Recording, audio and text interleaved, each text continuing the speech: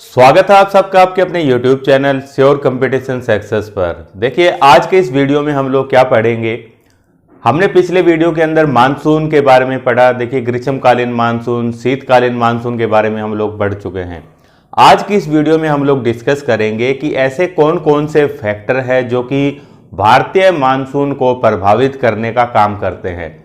Book के अंदर ये जो टॉपिक है पहले दिया गया है मानसून पढ़ने से पहले, लेकिन हम लोगों ने मानसून को डिस्कस कर लिया है। आज की इस क्लास में हम डिस्कस करेंगे फैक्टर्स, ऐसे फैक्टर्स जो कि प्रभावित करते हैं भारतीय मानसून को, या फिर कह सकते हैं कि ऐसे कौन कौन से कारण बनते हैं जिनकी वजह से कि जो भारतीय मानसून है इसका आगमन होता है। भाई मानसून आएगा और भाई इन्हीं कारणों से क्या होगा, मानसून की स्पीड पर भी प्रभाव पड़ता है, या तो मानसून की गति तेज हो जाती है या फिर कम हो जाती है। इन्हीं कारणों के बारे में हम लोगों को डिस्कस करना है। तो यहाँ पर ये भारत का मैप है और भारत के अंदर जो ग्रीष्मकालीन मानसून है आप लोगों को अब पता चल चुका है कि इस प्रकार से दक्षिण पश्चिम दिशा से आता है। ठीक है, दक्षिण पश्चिम दिशा से आएगा और जो हिस्सा अरब सागर के ऊपर से आएगा ये अरब सागर शाखा कहलाएगी, और बंगाल की खाड़ी के ऊपर से आने वाला मानसून बंगाल की खाड़ी शाखा कहलाता है मानसून की। इनके बारे में हम लोग पढ़ चुके हैं। अब देखिए फैक्टर कौन कौन से हैं इनको हम लोग डिस्कस करेंगे। तो पहला जो फैक्टर है आपकी बुक में दिया गया है तो ये है, देखिए, स्थल व जल क्षेत्र का गर्म होना। ठीक है, गर्म या फिर ठंडा होना, और गर्म और ठंडा भी कैसा, दोनों के बीच में डिफरेंस रहेगा। ठीक है, जो स्थल, एक तो स्थल गर्म होगा, उसके अलावा जो जल गर्म या फिर ठंडा होगा, तो इन दोनों के बीच में ही क्या होगा, डिफरेंस होगा। इस चीज को हम लोग पहले भी डिस्कस कर चुके हैं। मान लीजिए सूर्य का लंबवत प्रकाश इस प्रकार से पृथ्वी के इस हिस्से पर पड़ता है। ठीक है, भारत का ये वाला हिस्सा भी है और साथ में बंगाल की खाड़ी, अरब सागर का ये वाला हिस्सा। तो इस पॉइंट के अंदर क्या अब हम लोगों को समझना है कि देखिए जो स्थल का भाग है ये क्या है, यहां पर स्थल है और यहां पर जलीय क्षेत्र है, यहां पर भी जल का क्षेत्र है। तो यहां पर ये चीज मैंने आप लोगों को पहले भी बताई है कि जो स्थल होता है ये जल की अपेक्षा तेजी से गर्म होता है, जल्दी गर्म होता है और जल्दी ही ठंडा भी होता है। जबकि अगर जलीय क्षेत्र की बात करेंगे, वाटर बॉडी की, तो ये गर्म होने में अधिक समय लेगी, ज्यादा टाइम लेगी। उसके बाद अगर इसको दोबारा ठंडा होना है तो उसके लिए भी इसको ज्यादा टाइम चाहिए। देखिए एक सिंपल से एग्जाम्पल से आप लोग समझ सकते हैं कि जिस प्रकार से हमारा जो घर होता है, आप उसकी छत का एग्जाम्पल ले सकते हैं। मान लीजिए ये घर है तो छत पर क्या रहता है, देखिए इस प्रकार से पानी की टंकी रहती है। ठीक है, पानी की टंकी रहेगी। तो आप लोग देखेंगे गर्मियों के दिनों में जैसे ही आप लोग देखिए दोपहर के समय में जब छत पर जाएंगे, भाई नंगे पैर जाएंगे, तो छत इतनी गर्म होगी कि यहां पर आप लोग चल भी बड़ी मुश्किल से पाएंगे। वहीं जब आप इस टंकी के ढक्कन को खोलकर पानी के अंदर हाथ देंगे तो गर्म तो वो भी होगा, लेकिन इसकी अपेक्षा, छत की अपेक्षा कम गर्म होगा। जबकि वहीं आप देखेंगे भाई रात को सोने के लिए छत पर आएंगे तो छत आपको क्या मिलेगी, थोड़ी ठंडी मिलेगी। लेकिन वहीं जब आप इस टंकी के पानी से नहाएंगे तो ये हो सकता है आपको सुबह के टाइम तक भी गर्म ही मिले। तो यहां पर इस एग्जाम्पल से यही चीज मैं बताना चाह रहा हूं कि देखिए जो हमारी भूमि का भाग है ये गर्म जल्दी होता है और उसके बाद ठंडा भी जल्दी हो जाता है। ठीक है, जबकि अगर जल की बात करें, गर्म होने में भी इसको बहुत ज्यादा समय लगता है, उसके बाद इसको ठंडा होने में भी ज्यादा समय लगता है। ये प्रोसेस हो गया। अब ये गर्म और ठंडा होने की वजह से क्या होगा, देखिए जब भूमि का भाग ज्यादा गर्म होगा तो यहां पर क्या होगा, यहां की हवाएं गर्म होकर ऊपर की तरफ उठेंगी, जिसकी वजह से यहां पर लो प्रेशर जो है क्रिएट हो जाएगा। वहीं यहां पर जलीय क्षेत्र में आप लोग देखेंगे तो यहां पर क्या होगा, जल इसकी अपेक्षा ठंडा रहेगा। तो यहां से देखिए जो गर्म होकर हवाएं ऊपर उठेगी वो यहां पर ही उतरकर वापस फिर से आती है स्थलीय पवनों के रूप में। तो कह सकते हैं कि जो जलीय क्षेत्र जितना ज्यादा ठंडा रहेगा यहां पर इतना ही ज्यादा हाई प्रेशर रहेगा। अब हाई प्रेशर से हवा चलेगी लो प्रेशर की तरफ इस प्रकार से। जब ये हवाएं इस प्रकार से आएंगी तो ये क्या करेंगी, अपने साथ में नमी लेकर आएंगी और यहां पर इस स्थल पर वर्षा करेगी। तो ये पहला पॉइंट था कि ये जो चीज मैंने बताई ये क्या करती है, मानसून को प्रभावित करती है। ठीक है, जितना ही ज्यादा स्थल गर्म होगा उतना ही अच्छा मानसून भी आएगा। दूसरा पॉइंट हम लोग देखेंगे कि भाई ITCZ के बारे में। ठीक है, ITCZ हम लोग पहले भी पढ़ चुके हैं, इंटर ट्रॉपिकल कन्वर्जेंस जोन। इसके बारे में बताया गया है दूसरे पॉइंट में कि गर्मियों के दिनों में जो ITCZ है ये गंगा के उत्तर, जो गंगा का उत्तरी मैदान है ना यहां पर शिफ्ट हो जाता है। तो यहां पर देखिए जो कर्क रेखा है वो इस प्रकार देखिए यहां से गुजरती है कर्क रेखा, जबकि जो गंगा का मैदान है वो कहां पर है, ऊपर की तरफ है। ठीक है, ऊपर की तरफ है ना, यहां पर ऊपरी, यहां पर सिंधु नदी तंत्र का मैदान यानी कि सिंधु नदी निर्मित मैदान है। उसके बाद गंगा नदी का मैदान है, ऊपरी गंगा नदी का मैदान, ठीक है, मध्य गंगा का मैदान, तीसरा न्यून गंगा का मैदान। इस प्रकार से यहां पर ब्रह्मपुत्र नदी द्वारा निर्मित मैदान है। तो जो ITCZ है बुक में बताया है कि जो ITCZ है ये कहां पर, जो गंगा का मैदान है यहां पर शिफ्ट हो जाता है। तो यहां पर आप देखेंगे ये 23.5 डिग्री कर्क रेखा है नॉर्थ वाली, इसको क्या कहते हैं, ट्रॉपिक ऑफ कैंसर कहा जाता है। अब 21 जून को जो सूर्य है वो इस ट्रॉपिक ऑफ कैंसर पर लंबवत है। आप लोग सोचेंगे कि सूर्य का अधिकतम प्रकाश यहां पर है तो जो ITCZ है वो भी इसके आसपास ही रहेगा, लेकिन ऐसा नहीं है। जो ITCZ है ये कहां पर, इस प्रकार से जो उत्तर में इस प्रकार से शिफ्ट हो जाता है। ठीक है, गंगा का मैदान ही तो है ये जहां पर ये शिफ्ट हुआ है।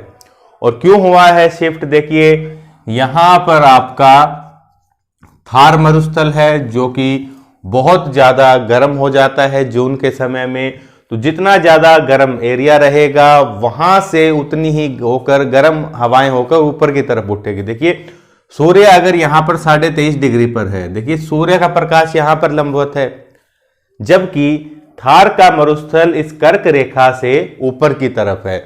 लेकिन फिर भी आप देखेंगे गर्मियों में यहां का टेम्परेचर फिर भी आप लोगों को इसकी तुलना में, थार की तुलना में कम ही मिलेगा। ठीक है, जो थार है ना, जो मरुस्थलीय मिट्टी है ज्यादा गर्म होती है। इस चीज की वजह से आप लोग देखेंगे ये जो ITCZ है, ITCZ इस प्रकार से ये शिफ्ट हो गया है उत्तर में गंगा की तरफ। ठीक है, तो इसका मतलब है कि ITCZ जहां जहां पर शिफ्ट हुआ है, अब जो हवाएं पहले हाई प्रेशर से यानी कि लो प्रेशर तरफ पहुंच रही है उनको कहां पर आना होगा, अब ITCZ तक ये हवाएं आएगी और यहां पर वर्षा होगी। ठीक है, मानसून है ना, इस प्रकार से समुद्र के ऊपर से आएगा तो नमी लेकर आएगा, वर्षा करेगा। तो इस प्रकार से जो ITCZ है वो शिफ्ट होता है। ये चीज और समझेंगे कि भाई यहां पर ITCZ शिफ्ट हुआ है ना, तो इसी चीज को क्या कहते हैं, मानसूनी गर्त कहा जाता है। ठीक है, ये ध्यान रखेंगे। तो दूसरा कारण फैक्टर था ये। तीसरा हम लोग देखेंगे, तीसरा बताया गया है तिब्बत का पठार। तिब्बत का पठार, अब भाई तिब्बत का पठार कहीं पर है तो इसका क्या रोल है भारतीय मानसून में, इस चीज को भी समझेंगे। तो तिब्बत का पठार कहां पर आप लोगों को पता होगा, ये हम लोग देख रहे हैं यहाँ का हिस्सा, यहाँ पर हिमालय है इस प्रकार से, ये हिमालय है इस प्रकार से। तो हिमालय के आप उत्तर में जब जाएंगे तो यहाँ का हिस्सा जो देखेंगे यही क्या है, तिब्बत का पठार है ये। ठीक है, तिब्बत का पठार है। और पठार क्या होते हैं आप लोगों को पहले भी बताया है। पठार देखिए जो सामान्य हमारी भूमि है इसकी तुलना में ऊपर उठी हुई भूमि रहेगी। ठीक है, ऊपर उठी हुई भूमि रहेगी। अब पर्वत भी तो ऊपर उठी हुई भूमि रहती है, लेकिन पर्वतों में शिखर पाया जाता है, यानी कि चोटी होगी वहां पर। पठार के केस में क्या है, कोई चोटी नहीं पाई जाएगी, एकदम समतल उसका ऊपर का टॉप होगा, ठीक है, यानी कि टेबल टॉप बोलते हैं, मेज की तरह समतल होगा पठार। देखिए इस प्रकार से ये हमारी सामान्य भूमि है इस प्रकार से, और ये जो बनाया है ये माउंटेन है, क्योंकि यहां पर क्या है, यहां पर आप देखेंगे शिखर पाए जाते हैं। वहीं उसकी तुलना में ये देखिए नॉर्मल जमीन से ऊंचे उठा हुआ भाग, लेकिन इस प्रकार से ये समतल, ये क्या कहलाएगा, इसी को ही पठार कहते हैं। तो पामीर का जो ये जो तिब्बत का पठार है ये यानी कि ऊपर उठी हुई भूमि है, ठीक है। जिस प्रकार से हिमालय ऊपर उठा हुआ है, एवरेज ऊंचाई कितनी है, 6000 मीटर है, उसी प्रकार यहां पर तिब्बत के पठार की अगर हम देखिए ऊंचाई लेंगे तो कितनी है, 9 किलोमीटर है, इसके भी लगभग 9000 मीटर या फिर 9 किलोमीटर, ठीक है, 8 से 9 किलोमीटर इसकी ऊंचाई है, लेकिन क्या है, ऊपर से समतल है। अब देखिए यहां पर जब सूर्य होगा कर्क रेखा पर 23.5 डिग्री नॉर्थ पर, तो सूर्य का प्रकाश जो है यहां पर भी तिरछा पड़ेगा, कहां पर, तिब्बत के पठार पर। अब भाई तिरछा पड़ेगा, ये जो पठार है ये कैसा है, ज्वालामुखी क्रिया से निर्मित पठार है, ठीक है, उसकी वजह से क्या होगा, ये भी हीट को एब्जॉर्ब करता है, सूर्य का जो तिरछा प्रकाश पड़ेगा उसको एब्जॉर्ब करता है, और ये एरिया भी गर्म हो जाता है, ठीक है। जो ITCZ यहां पर भी इस प्रकार से बढ़ा हुआ है ना आगे, पर यहां पर तो थार था, यहां पर आगे क्यों बढ़ गया है, तिब्बत का पठार जो है ये सामान्य तापमान इससे इसको ज्यादा टेम्परेचर मिला, ये बहुत ज्यादा गर्म हो गया है, तो गर्म होने की वजह से यहां की हवाएं भी गर्म होकर ऊपर की तरफ उठने लगी है, और जो ITCZ है वो यहां पर भी शिफ्ट हो गया है। इसी के साथ एक और कारण भी है, यहां पर जो हिमालय की ऊंची चोटियां हैं ये साल भर बर्फ से आच्छादित रहती है, और बर्फ पर जब सूर्य का प्रकाश पड़ता है तो देखिए वो क्या है, दोबारा से यानी कि उससे टकराकर दोबारा रिफ्लेक्ट हो जाती है, ठीक है, जो सनलाइट है, यानी सूर्य का भाई हीट भी रिफ्लेक्ट हो जाती है, तो इसको क्या कहते हैं, इसको एल्बिडो कहा जाता है, ठीक है। ये तीनों प्रोसेस होते हैं यहां पर, जिसकी वजह से ये जो ITCZ है ये आपको ऊपर की तरफ दिखाई दे रहा है। तो ये तीसरा फैक्टर था। उसके बाद देखिए चौथा जो फैक्टर है ये है जो पश्चिमी जेट, इसके बारे में कल भी हम लोगों ने पढ़ा था। मैंने आपको बताया था कि भाई गर्मियों में आप लोग देखेंगे तो हिमालय के उत्तर में इस प्रकार ऊपर की तरफ, ठीक है, इस प्रकार से ये जेट हवाएं बहती है, जेट धाराएं, ठीक है। दिशा आप लोग देख सकते हैं, पश्चिम से पूर्व की तरफ इस प्रकार बहती है। कब बहती है, कल देखिए जब हमने शीतकालीन मानसून पढ़ा था तो मैंने आपको बताया था कि इस प्रकार से ये जेट हवाएं बहती है, गर्मियों के दिनों की बात है, ठीक है, ये गर्मियों के दिनों की है। अभी देखेंगे गर्मी में इसकी वजह से क्या होगा, लेकिन पहले सर्दी का थोड़ा समझेंगे कि जो शीतकालीन मानसून है, तो ये जेट धाराएं इस प्रकार से बहेंगी। अभी भाई जो 21 जून को सूर्य कहां पर है, कर्क रेखा पर लंबवत है, तो ये जो हवाएं हैं इस प्रकार से बहती है, लेकिन सूर्य जैसे जैसे नीचे की तरफ शिफ्ट होना प्रारंभ होता है मकर रेखा की तरफ, ट्रॉपिक ऑफ कैप्रिकॉर्न की तरफ, तो ये जो जेट धाराएं हैं ये भी नीचे की तरफ आना प्रारंभ हो जाती है। जब नीचे आएगी तो अब यहां पर जब बहेंगी तो सामने का अवरोध है जिसका नाम हिमालय है, तो हिमालय से टकराकर कुछ जेट धाराएं ऊपर की तरफ से चली जाएंगी, कुछ इस प्रकार से हिमालय के साथ साथ भारत में प्रवेश करेगी। ये हवाएं जब भारत में आती है तो जो भूमध्य सागर है यहां पर एक साइक्लोन बनता है, पश्चिमी विक्षोभ उसको साथ में लेकर आती है और भारत में वर्षा करती है इस प्रकार से। फिर मकर रेखा से जैसे जैसे सूर्य ऊपर आएगा भाई विषुवत रेखा पर, उसके बाद 23.5 डिग्री यानी कि ट्रॉपिक ऑफ कैंसर पर, तो ये जो जेट धारा है पश्चिमी जेट धारा, ठीक है, पछुआ जेट धारा, ये भी ऊपर की तरफ शिफ्ट होना प्रारंभ हो जाएगी। अब ऊपर की तरफ ये शिफ्ट हो गई है तो तभी तो कहा मैंने कि भाई सामान्यतया क्या है कि गर्मियों के मौसम में हिमालय के उत्तर में पश्चिमी जेट धारा प्रवाहित होती है। यहां पर आप देख सकते हैं प्रवाहित हो रही है। अब ये यहां पर हिमालय के उत्तर में प्रवाहित होने का इसका फायदा क्या है कि देखिए सर्दियों में तो ये यहां पर बहती है, अब गर्मियों में यहां पर शिफ्ट हो गई है। तो इसका मतलब क्या है कि ये जो हवाएं आएंगी गर्मियों के सीजन में, जो मानसून आएगा दक्षिण पश्चिमी मानसून, इनके लिए स्पेस खाली कर दिया गया है इन हवाओं के द्वारा। ठीक है, जो पश्चिमी जेट है इन्होंने क्या कर दिया, इनकी शिफ्टिंग हो गई है, इन्होंने ये स्पेस खाली कर दिया है। अब यहां पर कौन सी हवाएं आएंगी, दक्षिणी पश्चिम मानसून की शाखाएं यहां तक पहुंचेगी और वर्षा करेगी। ये तो थे देखिए कुछ कारण। अब अन्य कुछ कारण भी है, उनको समझने के लिए हम लोगों को भाई विश्व का मानचित्र बनाना होगा। उसके अंदर देखेंगे कि कौन कौन से कारण हैं जो कि प्रभावित करेंगे भारतीय मानसून को। तो देखिए मिलते हैं एक नए डायग्राम के साथ। तो चलिए कुछ और फैक्टर देखते हैं जो कि भारतीय मानसून को प्रभावित करने का काम करते हैं। तो आप देख सकते हैं पीछे यहां पर विश्व का मानचित्र बनाया गया है। ठीक है, देखने में थोड़ा अजीब सा है, लेकिन ये यही है कि जब आप इस हिस्से को यहां पर लगाएंगे तो सेम यही मानचित्र बन जाएगा, जैसा कि आप लोग अक्सर देखते हैं। ये बनाने का एक उद्देश्य है क्योंकि यहां पर जो ये महासागर आप देख रहे हैं, जिसे कि पैसिफिक ओशियन कहा जाता है, यानी कि प्रशांत महासागर, इसको हम एक साथ दिखाना चाहते हैं। जबकि आप किसी मैप में जब इसको देखते हैं तो देखिए आपको ये जो आधा हिस्सा है प्रशांत महासागर का, ये इस तरफ दिखाई देता है लेफ्ट हैंड की तरफ, और ये बाकी का ये जो हिस्सा है ये यहां पर लगा हुआ रहता है। यानी कि एक मैप के दोनों तरफ, यानी कि दाईं तरफ और बाईं तरफ आपको क्या मिलेगा, प्रशांत महासागर ही देखने को मिलता है।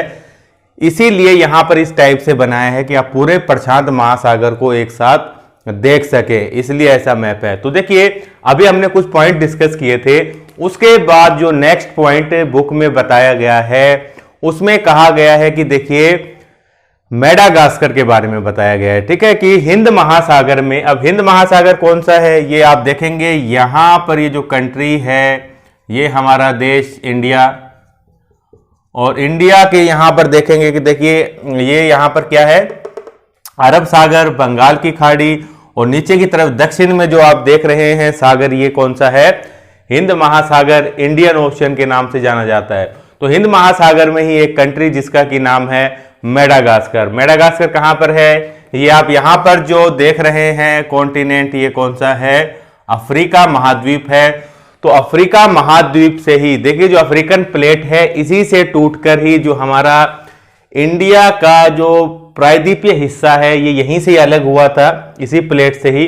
तो यहां से उसी समय में ही एक और हिस्सा अलग हुआ था जिसका की नाम है आजकल मेडागास्कर। तो ये यहां पर देखेंगे कंट्री जिसका की नाम है मेडागास्कर, यहां पर ये जो ब्लैक कलर में मैंने बनाया है। तो मेडागास्कर जो है इसके बारे में बताया गया है कि मेडागास्कर के पूर्व में, ठीक है, मेडागास्कर से जब आप ईस्ट की तरफ आएंगे तो पूर्व दिशा में, पूर्व दिशा की तरफ आ गए हैं, तो बताया है कि पूर्व दिशा में दक्षिण की तरफ देखिए जो 20 डिग्री अक्षांश है, लेटीट्यूड की बात हो रही है, जो 20 डिग्री साउथ वाला मिलेगा ना, यहां पर साउथ में है भाई, यहां से भारत के बीचों बीच से कर्क रेखा गुजर रही है, और अफ्रीका के बीच ठीक यहां से देखिए 0 डिग्री है, और उसके अलावा अफ्रीका कॉन्टिनेंट के ही नीचे की तरफ से क्या निकलती है, ट्रॉपिक ऑफ कैप्रिकॉर्न। तो यहां पर मेडागास्कर का जब आप देखिए लेटीट्यूड वाला जब विस्तार देखेंगे कि भाई कितने लेटीट्यूड में फैला हुआ है मेडागास्कर, तो देखिए ये लगभग 12 से लेकर 26 डिग्री तक है फैला हुआ है। ठीक है, जैसे ग्लोब में ये लाइनें होती है ना जो इस प्रकार से, तो यहां पर ये 12 से लेकर और कहां तक बताया मैंने, 26 डिग्री तक इसका विस्तार है। तो ये कह रहा है कि भाई मेडागास्कर के पूर्व में जो 20 डिग्री का अक्षांश है लगभग यहां पर, तो बता रहा है कि यहां पर हाई प्रेशर जो है ये डेवलप होता है, हाई प्रेशर डेवलप होता है, जो कि भारतीय मानसून को, अब यहीं से तो हवा इस प्रकार से चलती है जो अपने मानसून लाती है, पश्चिम दक्षिणी मानसून, तो इसी प्रकार से चलती है। तो यहां पर जितना ज्यादा हाई प्रेशर होगा उतना ही जबरदस्त मानसून भारत में आएगा। तो यहां पर हाई प्रेशर क्यों है, इसका कारण क्यों है, हाई प्रेशर इसलिए है कि देखिए नॉर्मली जब हमने पढ़ा था कि भाई प्रेशर बेल्ट के बारे में, प्रेशर बेल्ट के बारे में पढ़ा था ना, कि विषुवत रेखा से 5 डिग्री ऊपर और 5 डिग्री नीचे सूर्य लंबवत रहेगा, तो यहां पर जो है लो प्रेशर पाया जाएगा। हवाएं गर्म होकर मैंने बताया था कि कहां पर उतरती है, 30-35 डिग्री नॉर्थ में और 30-35 डिग्री साउथ में उतरती है। तो यहां पर जब मानसून की हम लोग बात कर रहे हैं तो भाई सूर्य कहां पर है, कर्क रेखा पर है। अब हवाएं यहां से गर्म होकर ऊपर उठेगी और ये हवाएं गर्म होकर यहां से देखिए इस प्रकार से भारत वाले क्षेत्र से ऊपर उठी, सौरमंडल सीमा तक गई, जेट बनी और इस प्रकार दक्षिण दिशा में गई। ठंडा होने के बाद ये कहां पर उतरती है, नॉर्मली जो 30-35 डिग्री पर उतरा करती थी जहां पर की हाई प्रेशर था, तो अब ये बेल्ट भी तो ऊपर की तरफ खिसक जाएगी ना थोड़ी सी। अब ये कहां पर मिलेगी, 20-25 के आसपास ही मिलेगी। इसलिए ये हवाएं यहीं पर उतरती है और क्या करती है, हाई प्रेशर जोन यहां पर बनाती है। ठीक है, जितना ज्यादा हाई प्रेशर यहां पर होगा उतना ही स्पीड से ये हवाएं भारत की तरफ चलेगी। और कारण भी है, देखिए जो मेडागास्कर है यहीं के ही ईस्ट कोस्ट पर, ठीक है, पूर्व की तरफ क्या है, द ईस्ट करंट चलता है, यानी कि जो महासागरीय धाराएं रहती है ना, वो महासागरीय धारा चलती है, ईस्ट करंट। उसके अलावा यहां पर अगुल हास का करंट, ये भाई चलती हैं धाराएं, तो ये आपस में मिलती है, तो ये कुछ साइक्लोनिक कंडीशन पैदा करती है, तो इनकी वजह से भी होता है कुछ प्रेशर में चेंज इस प्रकार से। तो मेडागास्कर का जो जिक्र किया गया था, आप समझ गए हैं कि भाई मेडागास्कर के पूर्व में जो 20 डिग्री अक्षांश है दक्षिण की तरफ, तो यहां का क्या खेल है समझ गए हैं, हाई प्रेशर रहता है यहां पर। ठीक है, क्योंकि हवाएं गर्म होकर यहीं पर उतरती है और यहां पर जितना ज्यादा हाई प्रेशर, हवा उतनी तेजी से जाएगी, इसका मतलब मानसून उतनी तेजी से आएगा और उतना ही अच्छा मानसून आएगा।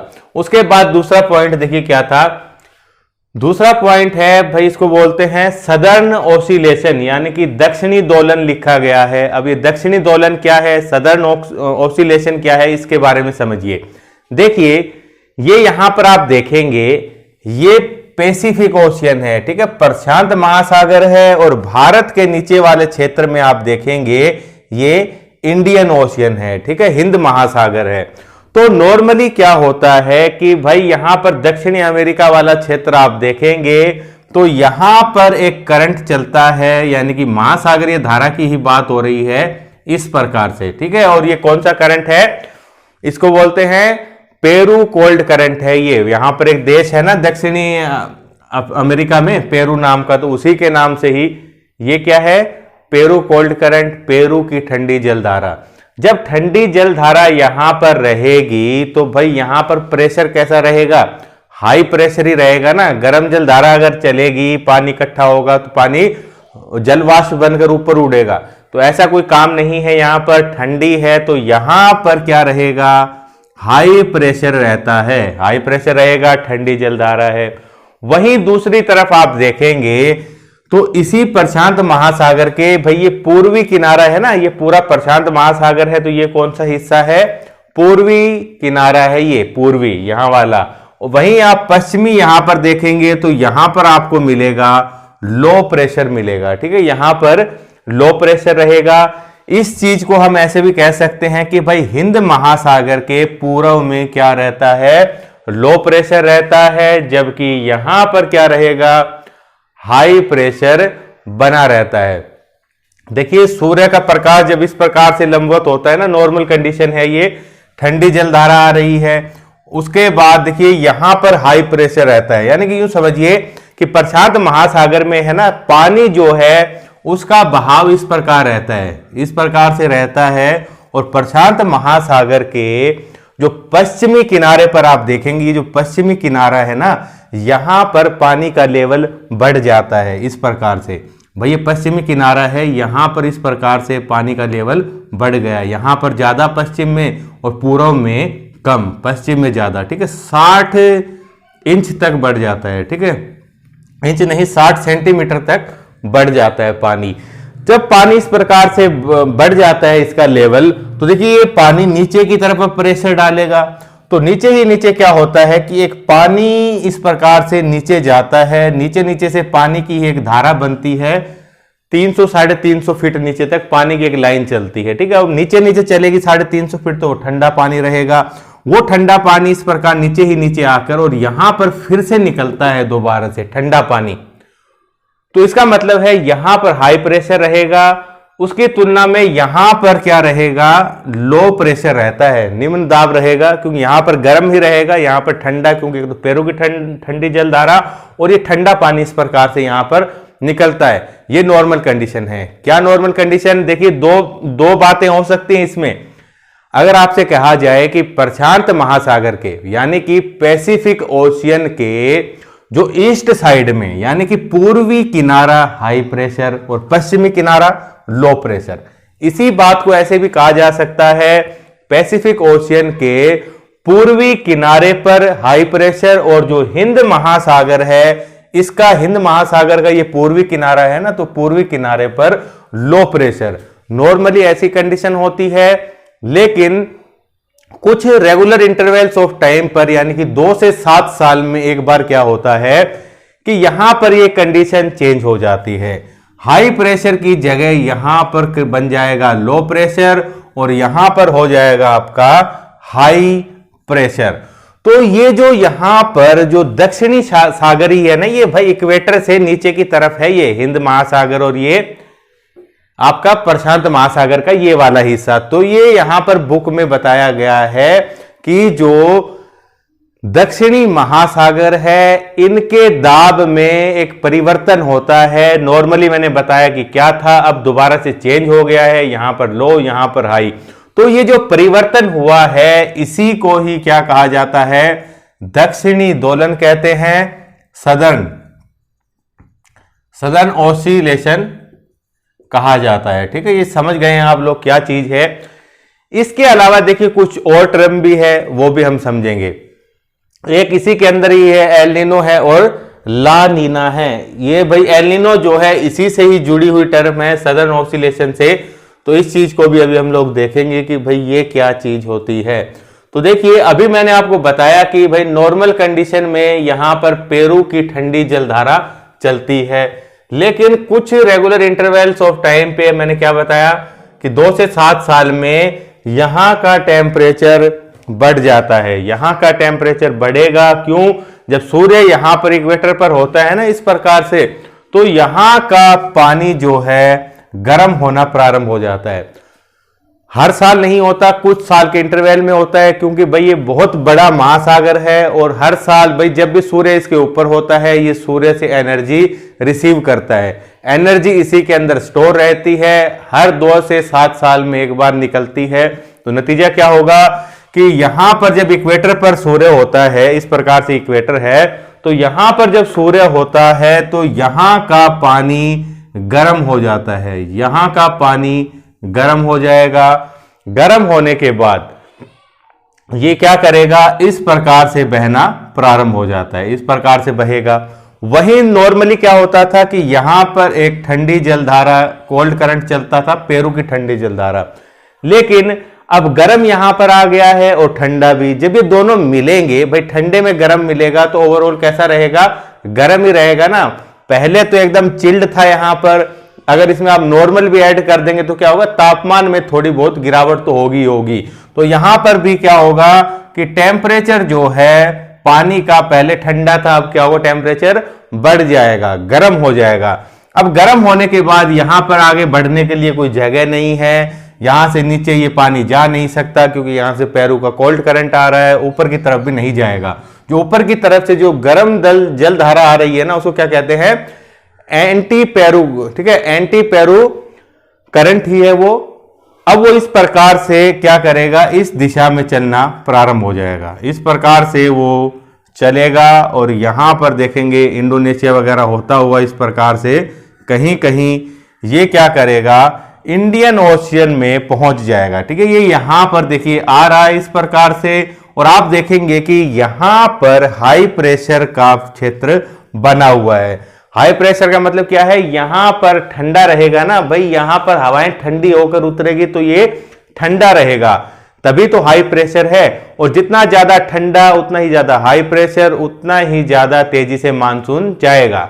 लेकिन ये जो कोल्ड, ये वहां पर अब भाई गर्म जलधारा आ रही है ना, गर्म जलधारा इस प्रकार से आई और इंडियन ओशियन में जब यहां पर ये मिक्स होगी तो पानी के तापमान को बढ़ा देती है। अब पानी का तापमान क्या हुआ, टेम्परेचर यहां पर इंक्रीज हो गया, जिसकी वजह से आप समझ सकते हैं कि जो प्रेशर है ना, हाई प्रेशर, ये भी लो प्रेशर के अंदर कन्वर्ट हो जाएगा। अब हवाओं को यहां पर भारत के अंदर जो लो प्रेशर क्रिएट हुआ है, यहां जाने में प्रॉब्लम होगी। तो इसका मतलब क्या है कि मानसून लेट आएगा, और अगर आ भी गया तो कैसा रहेगा, कमजोर मानसून रहेगा, वर्षा बिल्कुल कम होगी। तो यहां पर ये जो धारा हमने देखी है, जो करंट यहां पर है, इसी को क्या कहा जाता है, एल नीनो कहा जाता है। अब यहां पर थोड़ी देर पहले हम लोग समझ रहे थे कि किस प्रकार से भाई प्रेशर यहां पर चेंज हुआ था, ठीक है। नॉर्मली क्या होता है, हाई प्रेशर होता है, क्योंकि पैरों की ठंडी जलधारा यहां पर होती है। उसके बाद ये गर्म होने की वजह से यहां पर क्या हुआ, अब की बार लो प्रेशर क्रिएट हुआ है, ठीक है। लो प्रेशर यहां पर क्रिएट हो गया है। तो यहां पर देखिए जो चेंज हो रहा है प्रेशर के अंदर, किसकी वजह से हो रहा है, एल नीनो की वजह से हो रहा है। तो इसीलिए इसको क्या कहते हैं, इसीलिए इसको कहा जाता है एल नीनो सदर्न ओसिलेशन, यानी कि इनसो, ठीक है। El Nino southern oscillation, INSO इसको कहा जाता है। समझ गए हैं। अब देखिए ठीक अगर इसका उल्टा कर देंगे, ठीक उल्टा करेंगे कि भाई यहां पर गर्म नहीं है नॉर्मल केस में, तो यहां पर जो ठंडी जल धारा चलेगी, अब की बार गर्म नहीं, अगर ठंडी जल धारा यहां से चलती है तो उसको क्या कहेंगे, वो ला नीना कहलाएगी, ला नीना कहेंगे। अब ला नीना जब यहां पर आएगी इंडियन ओशियन में, तो पहले ही ठंडा है, हाई प्रेशर है, अगर ठंडे के अंदर और ठंडा होगा तो हाई प्रेशर भी और ज्यादा इंक्रीज हो जाएगा। इसका मतलब है मानसून जो है और भी ज्यादा बेहतरीन ढंग से आएगा, बहुत शानदार मानसून आएगा। इस प्रकार से एक पॉइंट और बताया गया है, उसको भी समझेंगे। बताया गया है कि भाई दो जगह बताई गई है कि वहां के जो वायु दाब का अंतर चेक किया जाता है, ठीक है। जो एटमॉस्फेरिक प्रेशर है वहां का, उनका डिफरेंस भी काउंट करते हैं मानसून को देखने के लिए कि किस प्रकार का मानसून रहने वाला है, और कौन कौन सी दो जगह है। तो यहां पर ही देखेंगे प्रशांत महासागर में ही, एक तो यहां पर भाई बीचों बीच प्रशांत महासागर है ना, इसके बीचों बीच यहां पर एक है कंट्री जिसका की नाम क्या है, एक यहां पर कंट्री है जिसका की नाम है, देखिए ताहिती, ताहिती, ताहिती नाम है इसका। और एक यहां पर देखेंगे ये ऑस्ट्रेलिया कॉन्टिनेंट है ना, ऑस्ट्रेलिया है, तो यहां पर उत्तरी जो ऑस्ट्रेलिया है, तो एक कंट्री यहां पर है जिसका की नाम क्या है, डार्विन। तो भाई डार्विन और जो ताहिती है, यहां के जो जल की सतह का जो प्रेशर होता है ना, इन दोनों को चेक किया जाता है, इनके डिफरेंस को मेजर किया जाता है। अगर डिफरेंस नेगेटिव में आता है तो इसका मतलब क्या है कि मानसून लेट रहने वाला है और कमजोर रहेगा नेगेटिव में। अगर पॉजिटिव में आता है भाई ताहिती और डार्विन का टेम्परेचर, तो इसका मतलब मानसून अच्छा आने वाला है और जल्दी आएगा। तो ये कुछ फैक्टर थे, कुछ टर्म्स थी जो कि बुक के अंदर दी गई है। उम्मीद है आप लोगों को हर एक चीज अच्छी तरह से समझ आ गई होगी। तो थैंक यू फ्रेंड्स, मिलेंगे इसके नेक्स्ट पार्ट में।